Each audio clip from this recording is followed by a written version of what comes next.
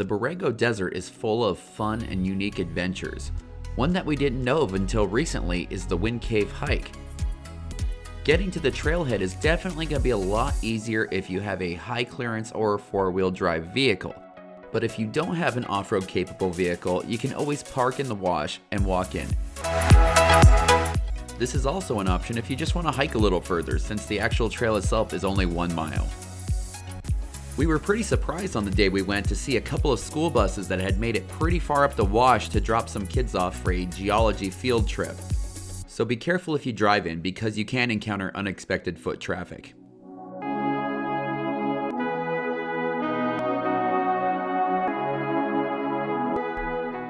The drive to the trailhead was awesome, with towering rock walls, bumpy patches that were fun to tackle in the Jeep, and this section here, which was right before the trailhead. It kind of reminded us of a wider slot canyon.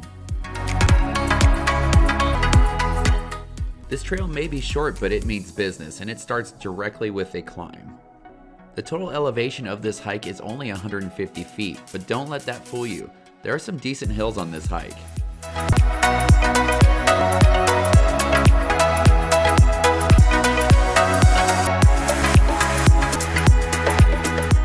We would definitely recommend a good pair of hiking shoes for this trail. Although it is short, you can never have enough traction when you're making your way up these rocky hills.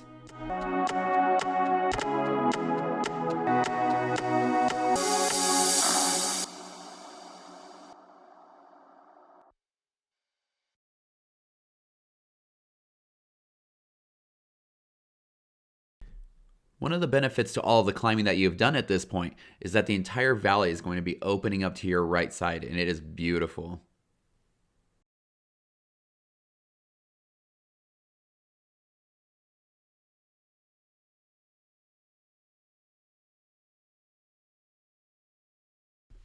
After you pass the large 𝐊𝐞𝐈𝐒 plant on the right side of the trail, you are pretty much done climbing and just a short distance from the wind caves.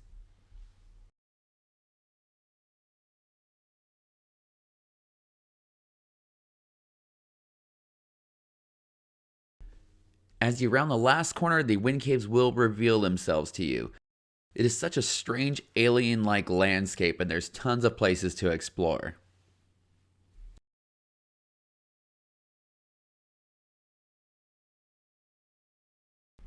We don't know if we would recommend taking on this hike in the warmer months, but if you do, at least there's plenty of shade.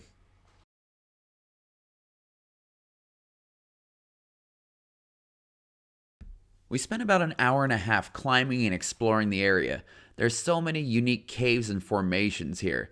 There's even this neat cave that you can actually climb all the way through. We would have stayed longer, except for we were trying to hit a couple other spots in the area before sunset. One thing that we found pretty fascinating is that all the wind caves are located in one small area, and that area looks pretty different from any of its surroundings.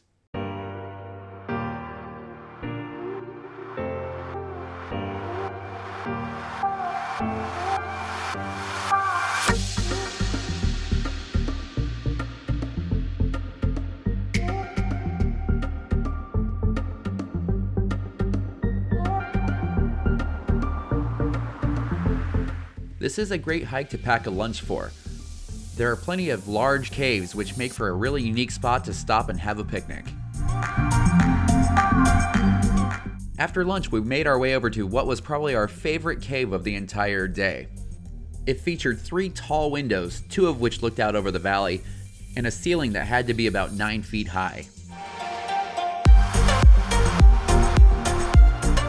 After a little bit of relaxation and enjoying the view, we knew we had to get back to the car to continue our Anza Borrego adventure. We saw a second trail that appeared to head back towards the trailhead, but in the interest of time, we just went back the way we came.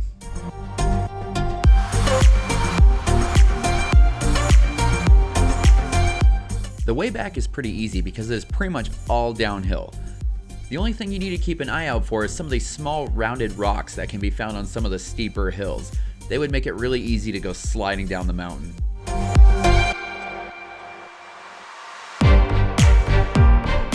If you haven't made your way to Anza Borrego yet, we highly recommend it. There is a ton to see and do here. If you enjoy our adventures, be sure to subscribe and hit that bell icon so you get notified when we make new videos. You can check us out on Instagram at @LiveThatAdventureLife, and for all the information about this hike, check us out at thatadventurelife.com.